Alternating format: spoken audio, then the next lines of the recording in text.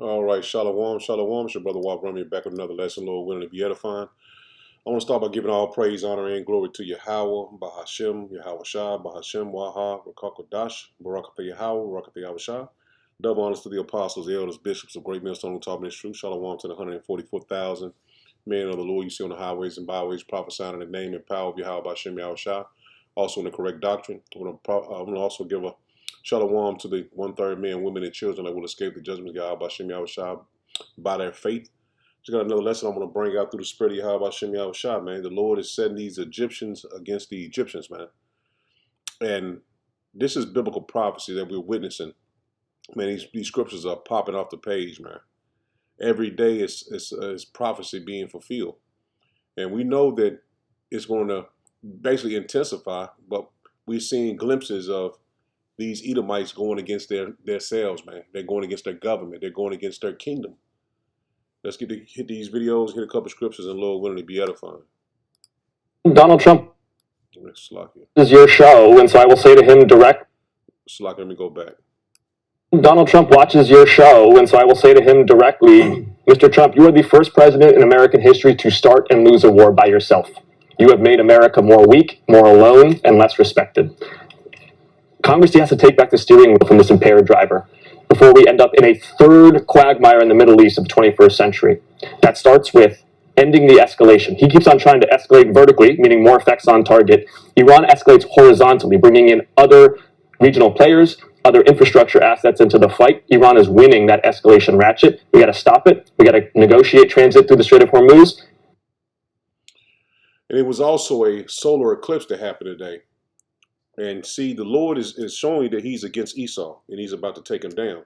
Because the Iranians, they're being backed by Russia, North Korea, China, and he also was been invited to join with the Pakistan, Turkey, and Saudi Arabia alliance that they set up. So you're seeing that everybody's starting to alienate Babylon the Great, man. They're starting to turn away from Babylon the Great, man.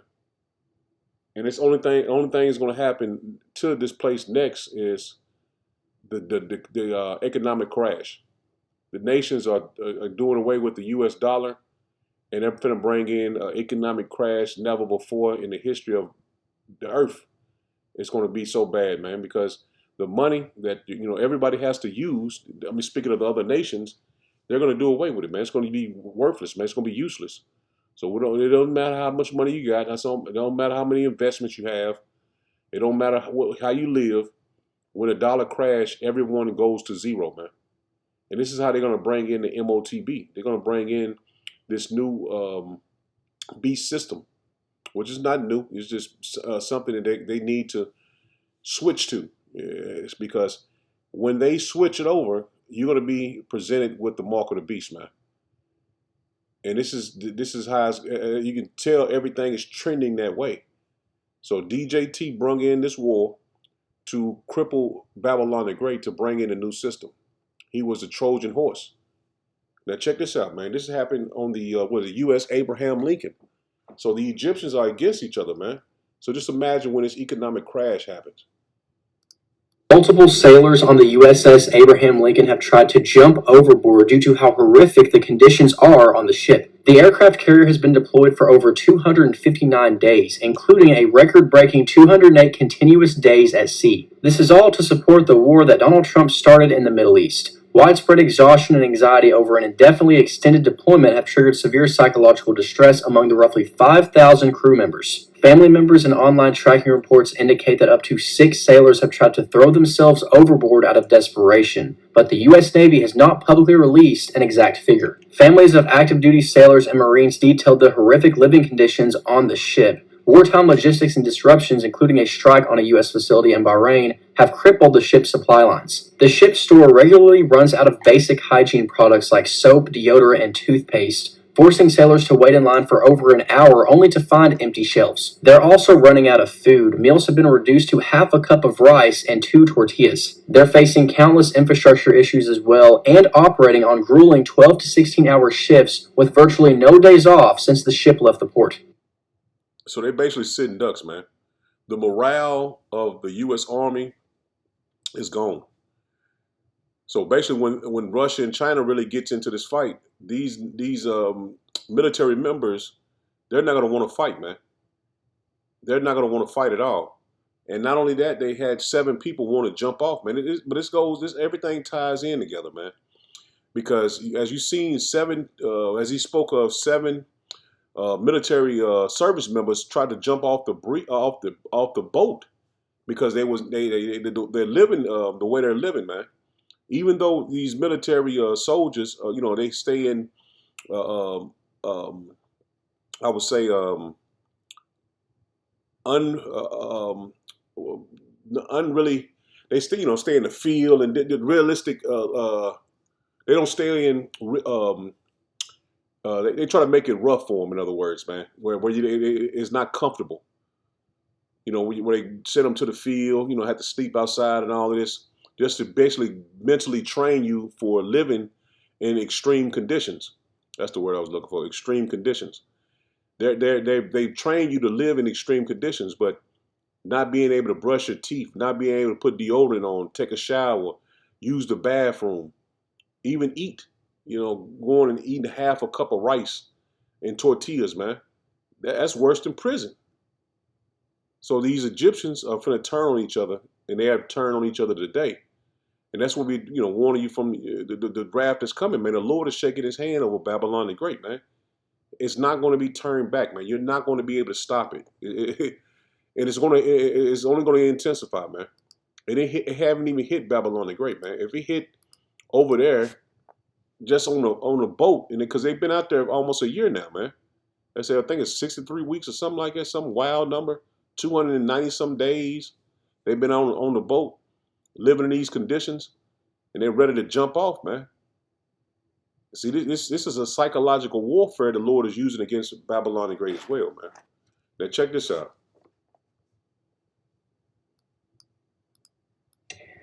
Okay, given that we have reports that our sailors from the USS Abraham Lincoln have been informing their family members that there are many shortages. It is the longest deployment, which I don't think many Americans are aware of. This is the longest deployment on a ship that any American has ever had to take. They've been on that ship for 9 months. They're going nuts. They don't have enough supplies. They don't have enough food. And reports are that today, when someone came from the White House to talk to them, they got booed, and then it broke into a fight, and seven people were killed. Yet no one's reporting on this, and it happened. So, media, can you do your job? So they got into it on the ship. And service members killed each other, man. Now, they're not reporting on this on the mainstream news, man. They're not gonna tell you this, man. You got to find this out by alternative news, man. Alternative means of informations. And we see that as they have had, stayed out there for so long, you have people saying it's the same ship that the 7 members tried to jump off of. That somebody come from the government, I'm pretty sure the White House, and try to boost the morale, and it turned into a all-out brawl, man. So what they're saying is it's not looking good, man, for Babylon the Great. I'm gonna rewind that back so you can hear it one more time, real clear. Okay, given that we have reports that our sailors from the USS Abraham Lincoln have been informing their family members that there are many shortages. It is the longest deployment, which I don't think many Americans are aware of. This is the longest deployment on a ship that any American has ever had to take. They've been on that ship for 9 months. They're going nuts. They don't have enough supplies. They don't have enough food. And reports are that today, when someone came from the White House to talk to them, they got booed, and then it broke into a fight, and seven people were killed. Yet no one's reporting on this, and it happened. So media, can you do your job? And 7 goes into completion, man. And that, like I said, nobody's reporting on that, man. I seen what she had. I think she got it from Press TV. They report on it. This is right here. Is a Press TV. This is the channel, but they didn't come out and say that there was 7 members got killed by the brawl, though. It says deadly clash. Yeah, it's saying it. They ain't saying it. They just trying to tamper it down where it's the wording. You gotta understand. They worded it to make it seem like it was a clash of a small clash that happened. Deadly clash aboard U.S. carrier Abraham Lincoln leaves 7 dead, several injured. Report.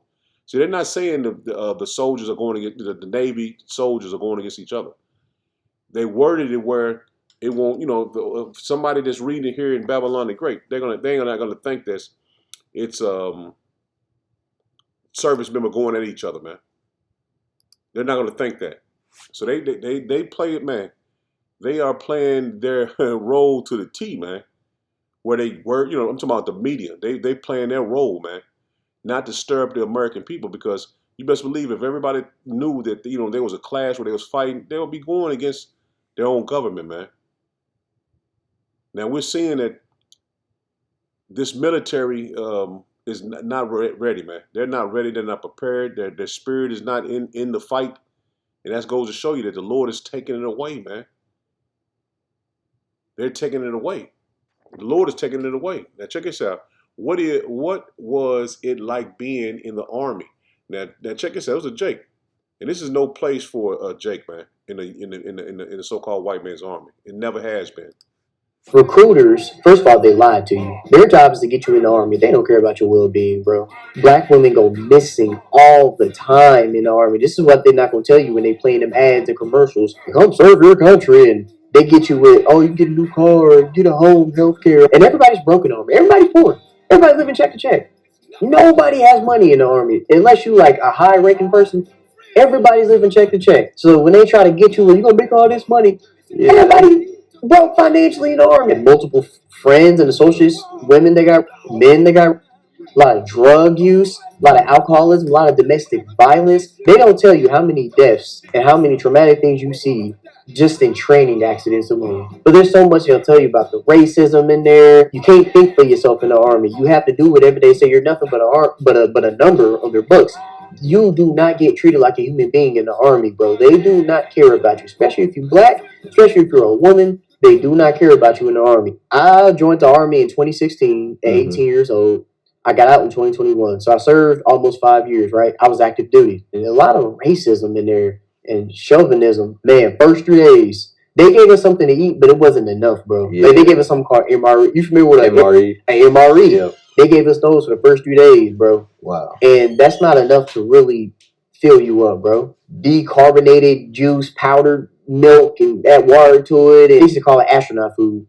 I had a few friends that was in the army who had came out of prison, and they got wavered in, and they said some of this army food, these MREs, is worse than prison food. Crazy. Ew. I had waves at the time. My waves are swimming. They cut you bald-headed. Oh, you couldn't even have waves? Couldn't even have waves in basic training. That's when they condition you and breaking you in to the army, teach you about the army life. The military recruiters specifically shoot for if you are having financial difficulties at home, if you're in a lower economic class or poor. But I don't advise any black man, black woman to join the army, especially black women. But if you're black, Latino, Hispanic, low GPA, they look for folks who are prone to stuff like that. But that's why I went. I had a buddy, a lot of people messed his last name up. His last name wasn't Thompson, it was Tompkins. But we were about last names in the army, right? 1921 at the most. That brother was an excellent swimmer. He was missing for about 3 days. Every time a soldier goes missing, we stop what we're doing and we search the installation or the military post or basically the military grounds, right? It didn't make sense when they found him, say he drowned. Yeah, like I get a little check every month, but bro, it's not even close to being enough to pay for what I endured in the army. I wasn't Brother Jamal. I didn't know nothing about black liberation, pivoting over black figures. I knew nothing about the significance and the heritage of our people, our unique powers and abilities. I didn't know who I was, so I was more prone and susceptible to allow somebody else to push me to do something that was outside of myself. So that's why I ended up going, yeah. And he just gave you a rundown of how they play on your emotions, man. Esau plays on Jake's emotions to make him move the way he wants him to move, man. This is also a fear tactic that they use against Jake, man, because we are spiritual beings, man. And that guy, he told you, it's not a place for a Jake, especially a woman. So you at the hesp of Esau, man, in everything you do. And that's why we warn our people, man. He's like he said, he didn't know anything about himself, his heritage. Now he's coming to the understanding, man. And see, Esau is is the devil, man. The Bible speaks of, and he uses every aspect of this world, man. Getting you where you can get you get a nice house, you can get a career, you can go to school, go to college. This is how they play on Jake, man. And they play on Issachar, he play on all the tribes, man. So you got to understand, man. This is not our rest, man. This place got to go down, man, for us to be at rest. So let's hit a couple scriptures and Lord willing to be edifying. This is Isaiah 19 and verse 2. It says, "And I will set the Egyptians against the Egyptians." And see, the Egyptians are the modern day Americans, man. We're in Babylon, we're in Egypt all over again, man. Revelations 11 and 8, man. I always hit that because we're in a spiritual place that we was in captivity before, and we just in captivity again. In the same captivity, just in a new land. "And I will set the Egyptians against the Egyptians, and they shall fight every one against his brother." See, the Lord had those men fighting each other. It showed you. It's also like he said, like I just said earlier. It's like prison, man. He said it was worse than prison food, man. And he also set them against each other, man. They might have been fighting over food, man. Fighting over shot. Ain't no telling, man. We just getting a small glimpse of what happened, man. That these Navy, Army, servicemen killed each other, man. So the morale is gone, man. Let me finish this up. He says, "And I will set the Egyptians against the Egyptians, and they shall fight every one against his brother, and every one against his neighbor, city against city, and kingdom against kingdom." And they say that's coming in Babylon the Great as well, man. We just seeing a small glimpse of the Lord shaking his hand over Babylon the Great, man. "And the spirit of Egypt shall fail." See, this spirit once was a every weekend you would hit the club and party and have fun. That's gone, man. The mirth of this place is finished, man. I just seen the brother did a video on how they saying going to the movies, doing the things that normally would excite you. It doesn't excite the people anymore, man. The Lord has truly stripped this place bare. "And the spirit of Egypt shall fail in the midst thereof, and I will destroy the counsel thereof, and they shall seek their idols and their charmers, and to them that have familiar spirits, and to the wizards." So, usually you would, go and have fun, party, hit the mall, go to the mall or travel. All that's taken away, man. And see, our people are seeking another sense of security, man. And that's in these gods that they worship, man, Jesus. But we're bringing out through the spirit of Yahweh Shem Yahushua is the true power. That's where you should be seeking this, security, man, safety, man. It's in this word, man. And that's why we continually bring these lessons out. Dropping down to verse 12, it says, "And they shall," dropping down to verse 12, it says, and where are they? Where are the wise men? And let them tell thee now, and let them know what Yahweh Shem Yahushua of hosts have prepared upon Egypt. And this is what we're telling you through the spirit of Yahweh Shem Yahushua, what the Lord has prepared upon Egypt. NLT, it says, "Where are your wise counselors, Pharaoh?" And it's speaking of these Edomites, man. The wise counselors, your generals, they done fired all of them. DJT done fired all, Peter Hegseth, he done fired all the wise men that control the army, man, the generals and the commanders and all those men that had the understanding of how to plan wars, how to fight wars. They got rid of all of them, man. So we seeing this firsthand, man. The Lord is stripping this place bare. "Where are your wise counselors, Pharaoh?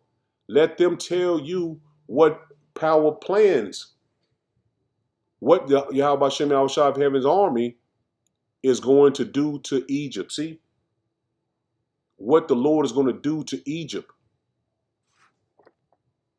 It says, the princes of Zohan are become fools, and the princes of Nope are deceived. And these are just cities, man, in Egypt.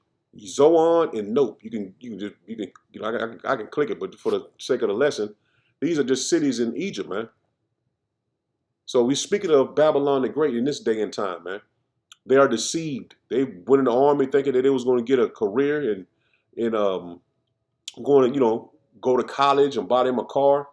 But this is truly telling you through the Spirit of Yahweh Shem Yahushua, the Lord set them in the army or in any armed force to be judged, man. It says they are also seduced. Egypt, even they that are the stay of the tribes thereof.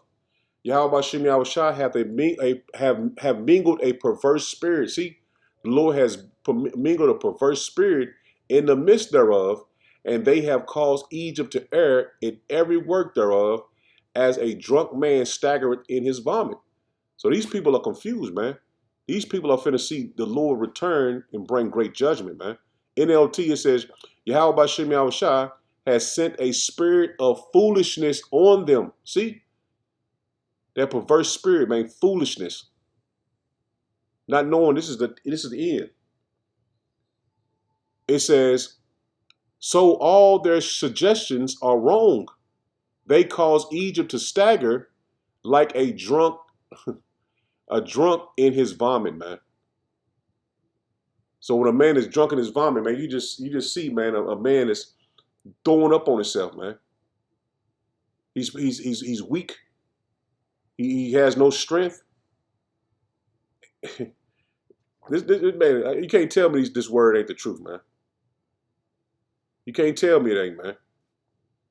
15, it says, neither shall there be any work for Egypt which the head or tail, branch or rush may do. In that day shall Egypt be like unto women. See, they're emotional, man. Everything is based on your emotions, man. Just like he was saying, man, they went the recruiter. He don't care nothing about you. He's just trying to get you in the army, man. He don't care about how you live, how you grew up. They just want to get you in the army, man. They sell you a false hope. And to the point now, we know that they're going to be sent off to never return to Babylon the Great again, man. Verse 16, it says, in that day shall Egypt be like unto women, and it shall be afraid and fear because of the shaking of the hand of Yahweh Shem Yahushua of hosts, which he shaketh over it. See, the Lord is shaking his hand over Babylon the Great, man. And it's only going to get worse from here, man. It's only going to get worse from here. Now, the Lord has always given us this word to build ourselves up in the faith of the Lord, man. To understand that, what's going on. This is the news, man. We tap into the scriptures, and this is the news. This is the true news, man. Because this is prophecy. Everything we need to know is right here in the scriptures, man.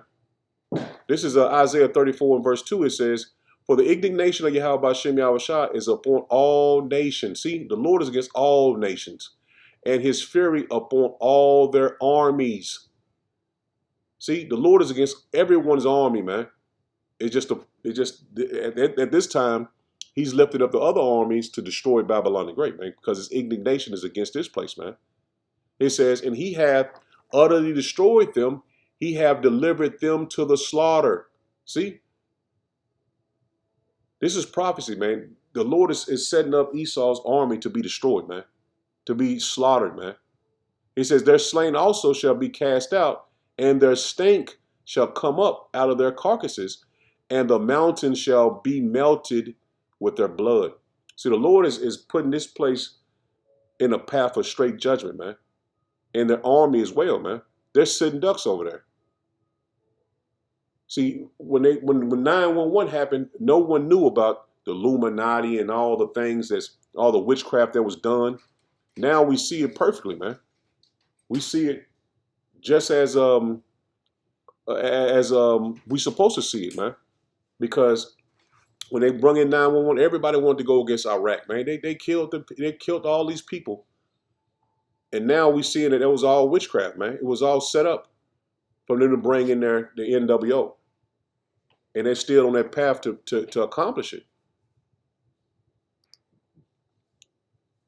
So through the spirit and power of Yahweh Shem Yahushua, the Lord has woken us up to this truth, man. Because I wasn't in the truth when 911 happened. And we thought it was really somebody coming against Babylon the Great. But now we know plain, man. We know plainly the way Esau works, man. This is Jeremiah 51. In verse 30, it says, the mighty men of Babylon have forborne to fight. See, they're not going to want to fight, man. That's why we just went into seeing that the morale is gone, man. For them to go against each other and kill each other, the morale is gone, man. They're not going to want to fight, man. They're not, and that's what DJT is preparing, a ground invasion. He says, the mighty men of Babylon have forbore to fight. They have remained in their holes. Their might hath failed. They became as women. See? Terrified, man. They have burned their dwelling places. Her bars are broken, man. NLT, it says, her mightiest warriors no longer fight. They stay in their barracks. Come on, man. You can't make this up. Their courage gone. And that's plain, man. You on a cruise ship. They're on a cruise ship. They ain't on a cruise ship, but they're on this warship and eating a cup of rice and 2 tortillas, man. And the guy was just telling you that it's worse than prison food, man. So the morale is gone, man. The courage is gone, man. He says they have become like women. The invaders have burned the houses and broken down the city gates. So that's what's coming, man. They're going to be caught off guard. Man, you can just see everything. This scripture just right here is just coming off the page, man. Plain as you can possibly get it, man. Verse 31, it says, one post shall run to meet another, one messenger to meet another, to show the king of Babylon that his city is taken at one end. See, it's showing you that this place is finished, man. The Lord is going to take this place down. And that the passages are stopped. And the reeds they have burned with fire. And the men of war are frightened. See, the men of war are frightened. So the Lord is putting this place in a position that they're going to be destroyed, man. They're not going to be able to overcome the destruction that the Lord is bringing on it, man. And now you see that those war fighters, they're ready to get off that boat, man. These 7 people they're ready to jump to their deaths. So man, we living in, man, beautiful times, man. This is Jeremiah 51. In verse 52, it says, wherefore, behold, the days come, saith Yahweh Shem Yahushua, that I will do judgment upon her graven images. And through all her land, the wounded shall groan. Though Babylon should mount up to heaven, and though she should fortify her heights and her strength, yet from me shall spoilers come upon her, saith Yahweh Shem Yahushua. So the Lord is making us, these war fighters, weak, that they can bring up the other armies against this place, man. It says, a sound of a cry cometh from Babylon, and great destruction from the land of the Chaldeans. Because of Yahweh Shem Yahushua, because Yahweh Shem Yahushua have spoiled Babylon and destroyed out of her the great voice. When her waves do roar like great waters, a noise of her voice is uttered, because the spoiler is come upon on her, Slakia, is as even upon Babylon, and her mighty men are taken. Every one of her bows are broken. See, those missiles are not going to fire off, man.